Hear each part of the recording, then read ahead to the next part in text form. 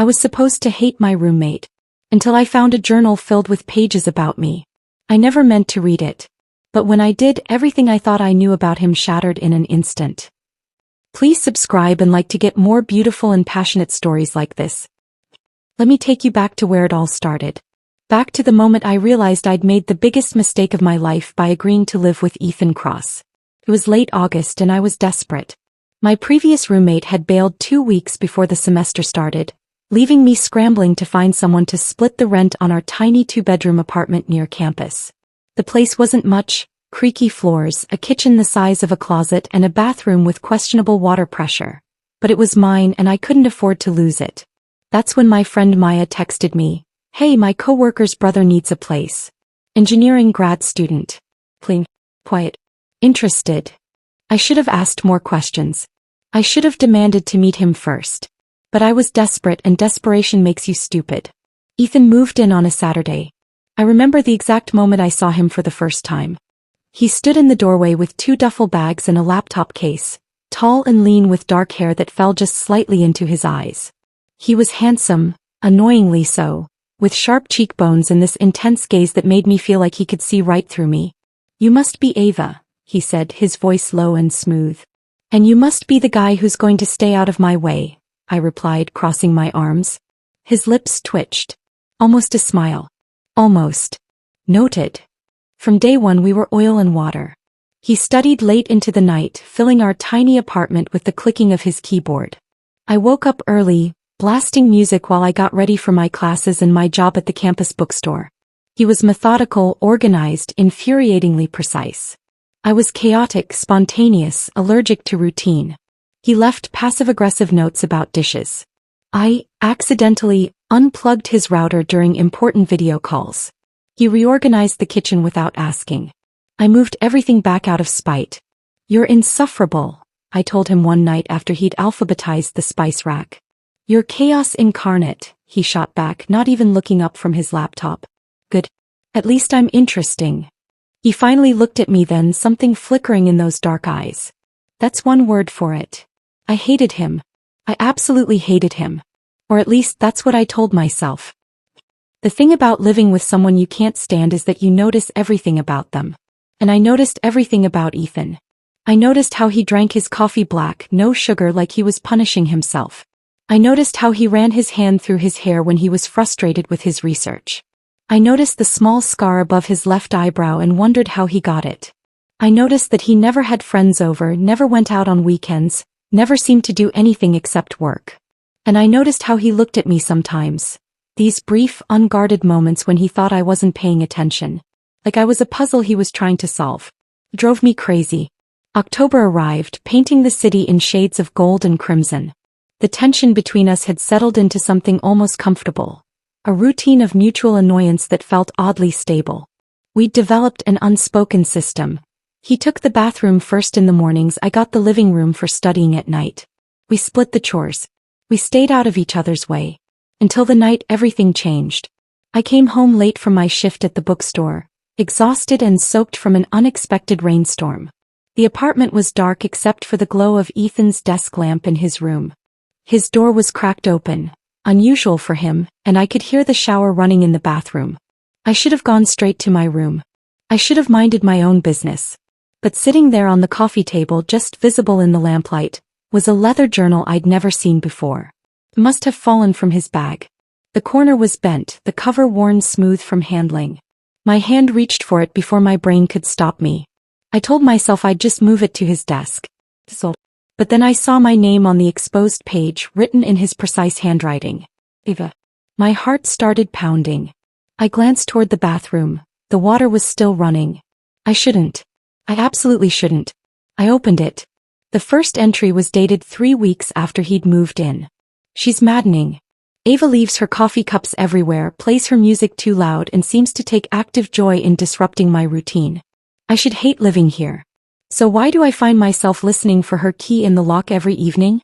Why do I notice that she takes her tea with honey when she's stressed, that she bites her lower lip when she's reading something difficult, that she hums off-key when she's happy? My hands started shaking.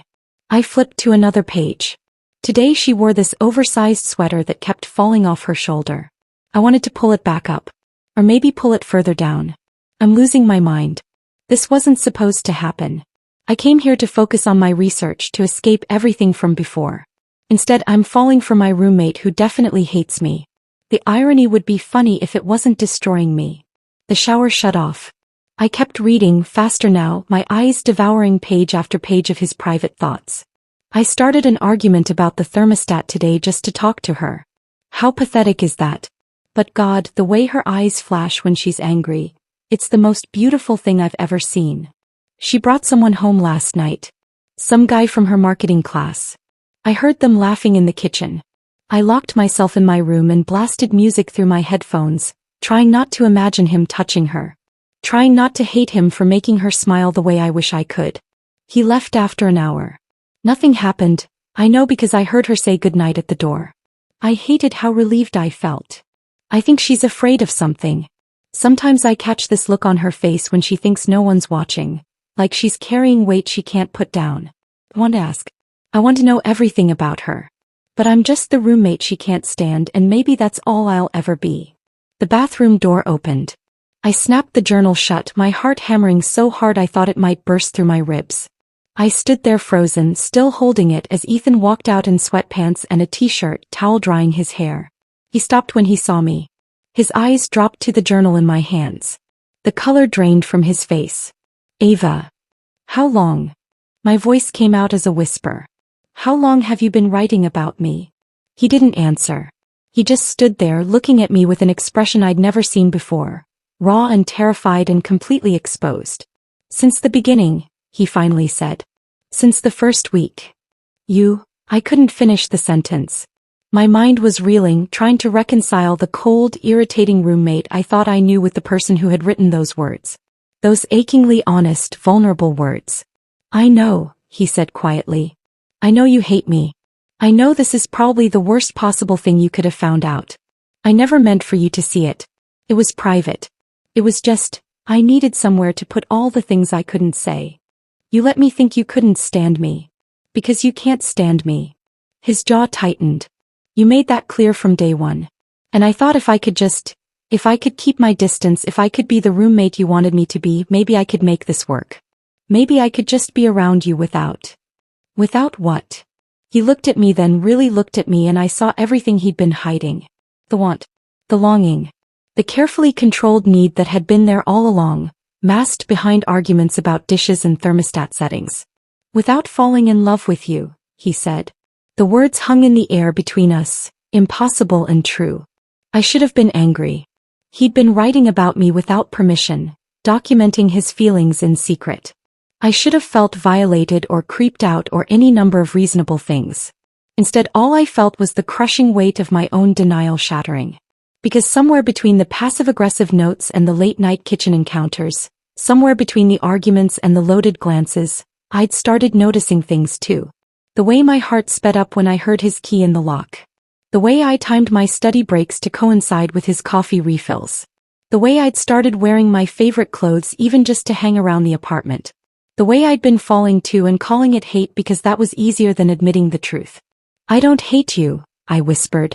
He went very still. What? I don't. My voice broke. Ethan, I don't hate you. I never hated you. I thought you hated me, and it was easier to be angry than to feel. I couldn't finish. But I didn't need to. He crossed the space between us in 3 strides, and then his hands were on my face, tilting my chin up, his eyes searching mine like he was looking for permission, for confirmation that this was real. Tell me if I'm wrong, he breathed, his face inches from mine. Tell me if I'm reading this wrong and I'll walk away. I'll pretend this never happened.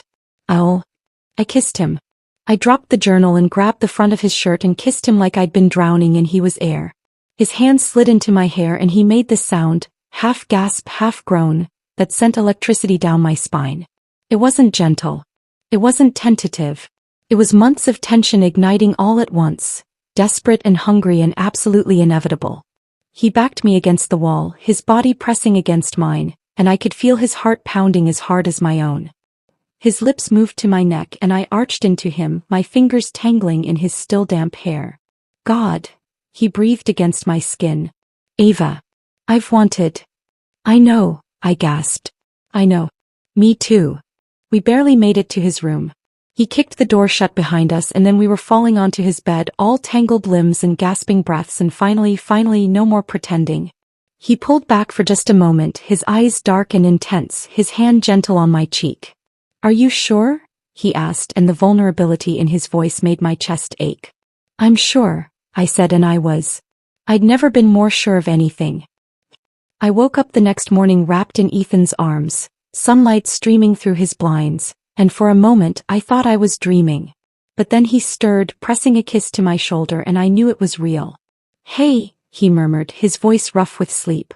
Hey yourself. He pulled me closer, his hand tracing lazy patterns on my hip. So, about last night. You mean the part where I violated your privacy, or the part where the part where everything changed? He turned me to face him, his expression serious. I meant what I said, Ava. I'm in love with you. This isn't just, I don't want this to be just one night. My heart swelled. Good. Because I don't want that either. He kissed me then, slow and deep, and I felt it everywhere. The promise of something real, something worth fighting for. The next few weeks were like living in a dream. We were that couple. The one that can't keep their hands off each other, that steals kisses in the kitchen and falls asleep tangled together on the couch. All those arguments about chores and thermostat settings became inside jokes. All that tension transformed into something electric and beautiful. I learned things about him I'd never known. That he was getting his PhD in biomedical engineering because his younger sister had died from a rare disease when he was 17, and he dedicated his life to research that might help other families. That he was quiet because he was carrying grief, not because he was cold. That underneath the precise, controlled exterior was someone achingly tender and passionate. He learned things about me too. That I worked 2 jobs to put myself through school because my parents had cut me off when I'd refused to major in business like they wanted.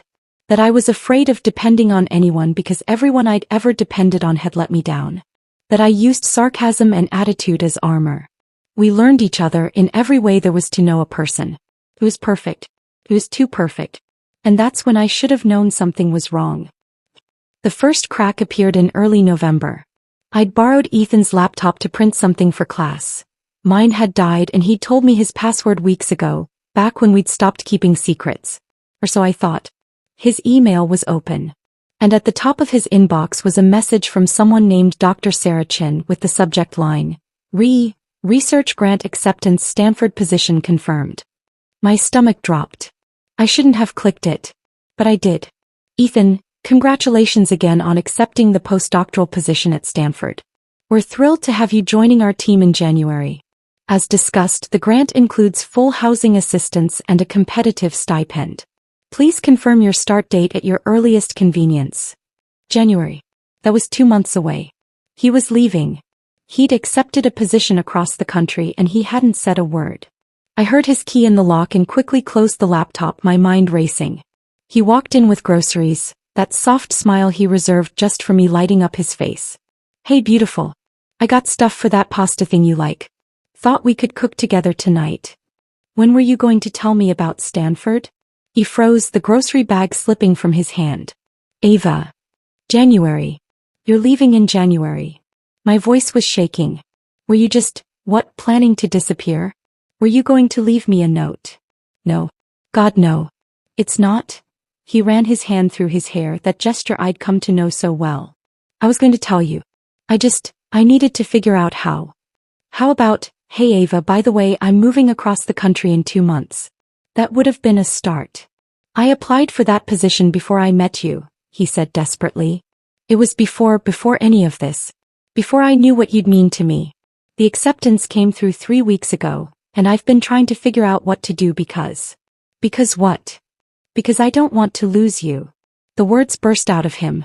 Because for the first time in my life I have something that matters more than my career and I don't know how to choose. This position, it's everything I've worked toward for 5 years. It's the research I've dedicated my life to. But you, his voice broke. Ava, you're everything I never knew I needed. I felt like I couldn't breathe. So what are we doing here, Ethan? What is this? I don't know. He looked at me with such raw pain that it physically hurt. I've been killing myself trying to figure it out. Long distance trying to defer the position, you coming with me. I've run through every scenario. None of them work. None of them end with both of us getting what we need. So you just didn't tell me? You were just going to let me fall deeper and deeper until... I was trying to find a solution. He grabbed my hands. Please. I'm not giving up on us. I need time to figure this out. You've had 3 weeks. I know.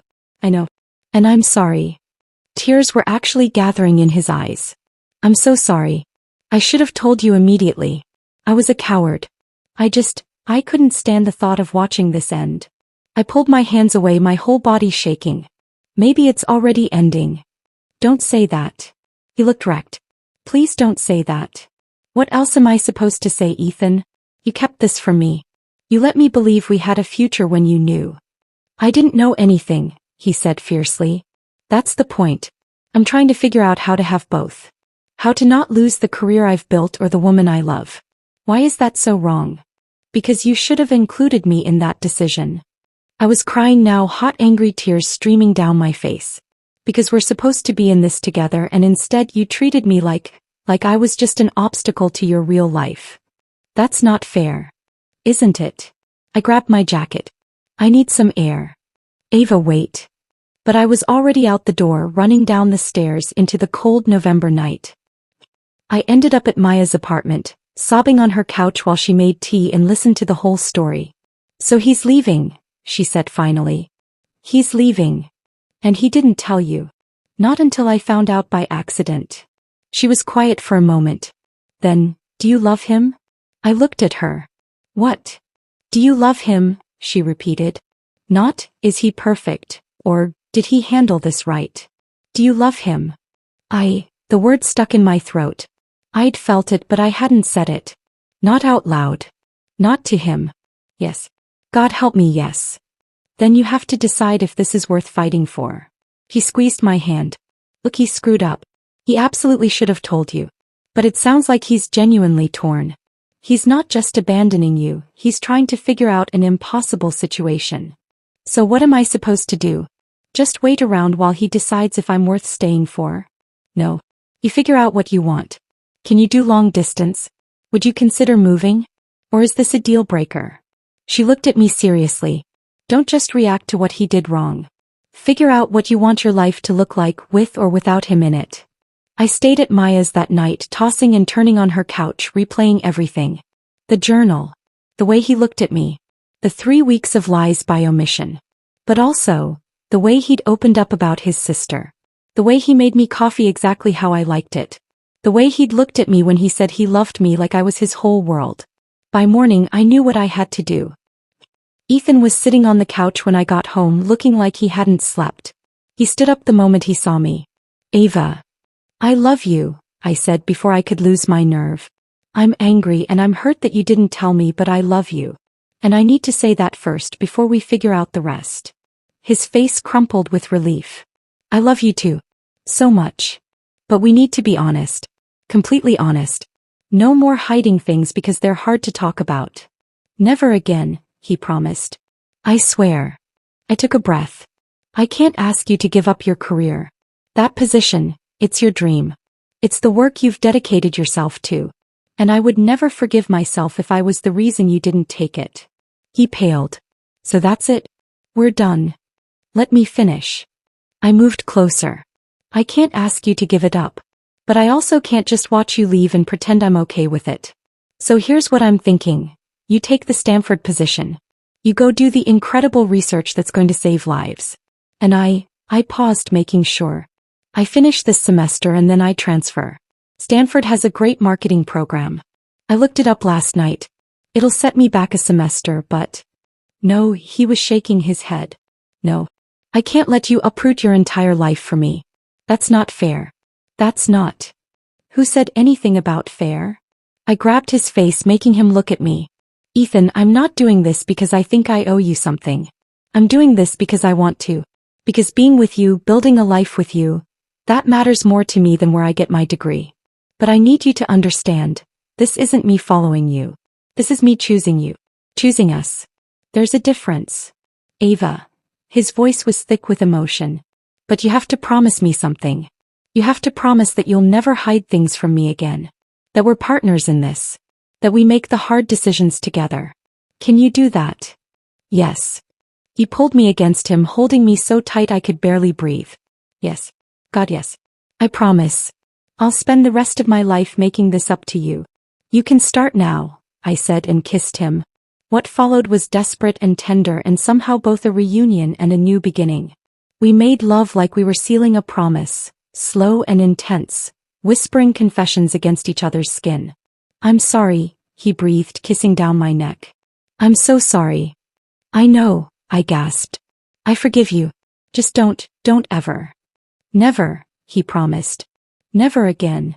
Afterward, lying tangled together in his bed, our bed, I realized, he ran his fingers through my hair and asked, Are you really sure about this? About Stanford? I'm sure about you, I said. The rest we'll figure out. And for the first time in days I felt like we actually would. The next 2 months were a whirlwind. I applied to transfer, got accepted, and spent Christmas break packing up my life. Ethan and I drove across the country together in January, his car loaded with both our belongings, stopping at diners and cheap motels, treating it like an adventure instead of an ending. We found a tiny apartment near campus, bigger than our old place with actual water pressure and floors that didn't creak. We unpacked together, arguing playfully about where to put the couch, hanging pictures on the walls. Building a home. I started my new program in the spring. It was hard being the new student, playing catch-up on relationships and inside jokes. But I threw myself into it, joining clubs, networking, making it mine. Ethan's research took off. He was brilliant in the lab, passionate and driven, and watching him work, watching him come alive while explaining his latest breakthrough, I knew I'd made the right choice. We weren't perfect. We fought sometimes, usually when we were both stressed and exhausted. There were hard conversations about future plans, about whether we wanted the same things long-term, about how to balance two demanding careers. But we had those conversations. We didn't hide from them. And the good moments, those far outweighed the bad. Like the night he came home with takeout from my favorite restaurant just because. Like the morning I woke up to find him watching me sleep, and when I asked why, he said, "Just making sure you're real." Like the random Tuesday when he pulled me into his lap while I was studying and said, "I need to tell you something." My heart jumped. What? I got an email today.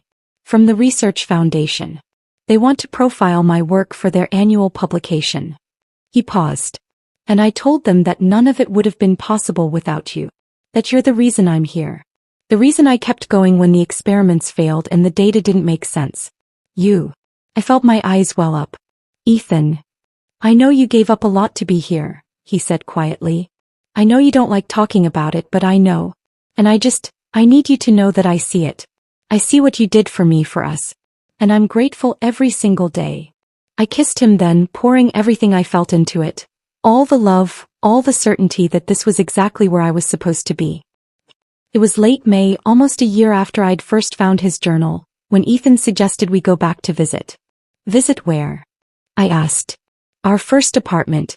Where it all started. So we took a weekend trip back to our old college town. The apartment had new tenants now, but we walked past it anyway, hand in hand, remembering. I was such an idiot, Ethan said, looking up at the second-floor windows. Fighting with you about dishes when all I wanted was an excuse to be near you. I was worse, I admitted. I reorganized the kitchen just to annoy you. I know. I thought it was adorable.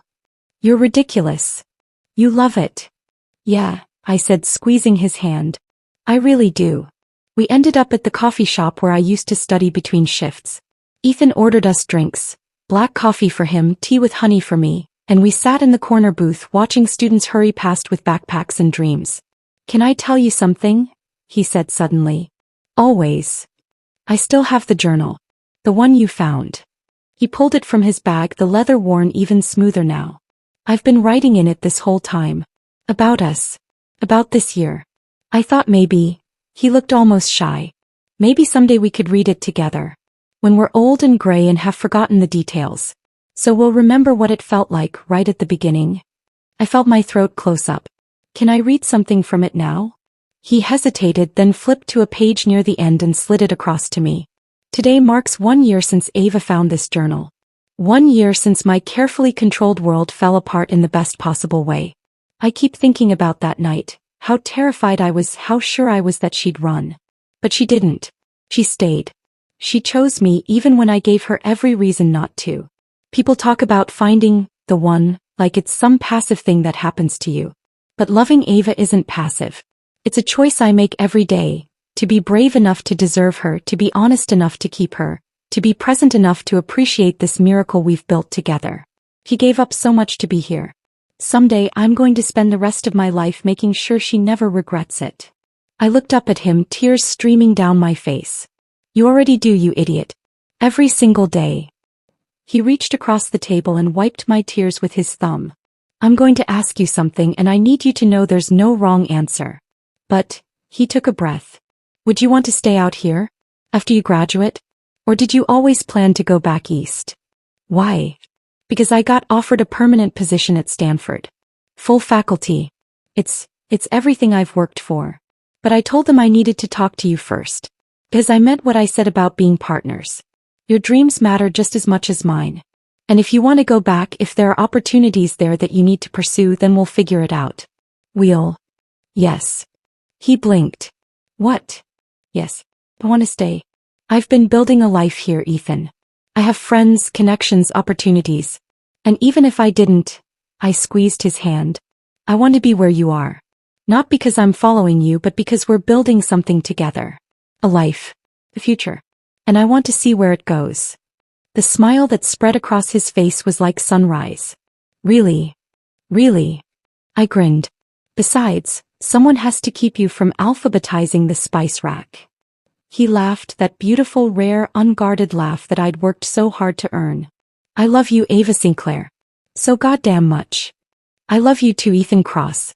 Even when you're insufferable. Especially when I'm insufferable. Yeah, I agreed, leaning across the table to kiss him. Especially then. 2 years later. I came home from work to find Ethan pacing in the living room looking nervous. What's wrong? I asked immediately, dropping my bag. Nothing's wrong. He ran his hand through his hair. That gesture. God, I loved that gesture. I need to show you something. He handed me a leather journal. But this one wasn't his. It was new with my name embossed on the cover. What is this? Open it. I did. The first page had a single sentence in his precise handwriting. 2 years ago you found my journal and changed my life. Now it's your turn to write our story. I looked up at him, confused. Ethan. Keep going. I flipped the page. And there, pressed into the center, was a ring. I stopped breathing. Ava, he said, dropping to one knee right there in our living room in the space we'd built together.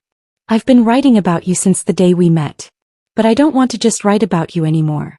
I want to live it. Every page, every chapter, every plot twist. I want the whole story for the rest of my life.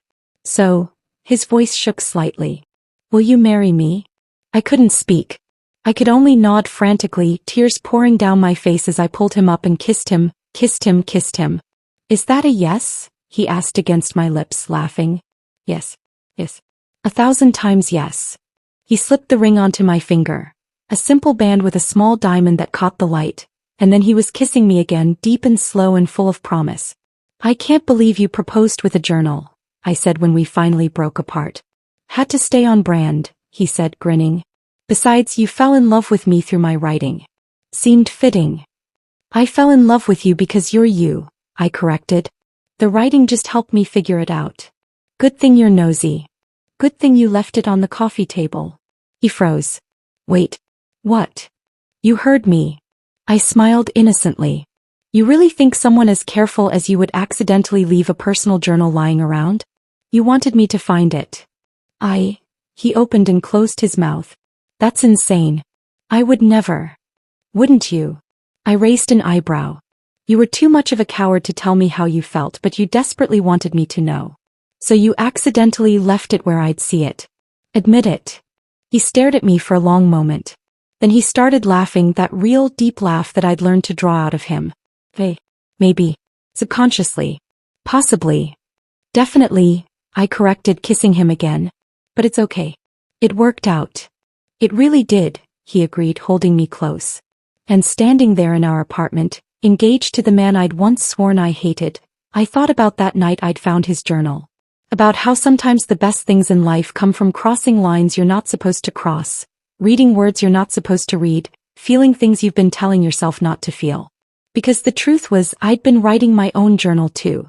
Mental entries. Observations I didn't dare speak out loud. He noticed I take my tea with honey. He bought my favorite snacks. He looks at me like I'm the answer to a question he's been asking his whole life. I think I'm falling in love with my roommate. No. I know I am. And I'm terrified. And it's perfect. We were both writers, Ethan and I. We'd just been writing the same love story from different perspectives, too scared to share our pages until the universe forced our hands. But now we got to write the rest together. Every word. Every chapter. Every happily ever after. And I couldn't wait to see how it ended. Actually, scratch that. I couldn't wait to see how it continued. Because the best stories don't really end. They just keep unfolding page after beautiful page for as long as you're willing to turn them. And with Ethan, I wanted to read every single one.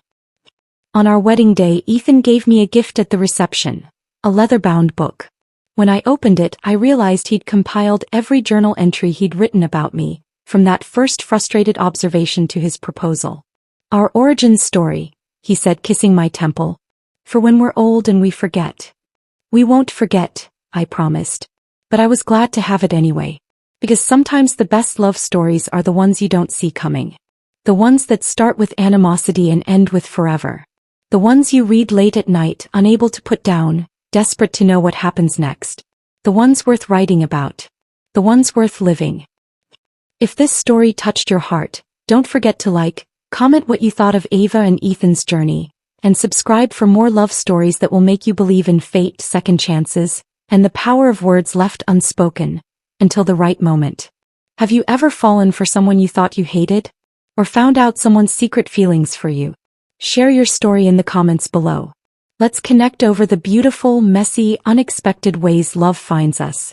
Until next time, keep believing in the kind of love that rewrites all your expectations. Reminding you that sometimes the person who drives you crazy is just the person who'll complete you in ways you never imagined. See you in the next story.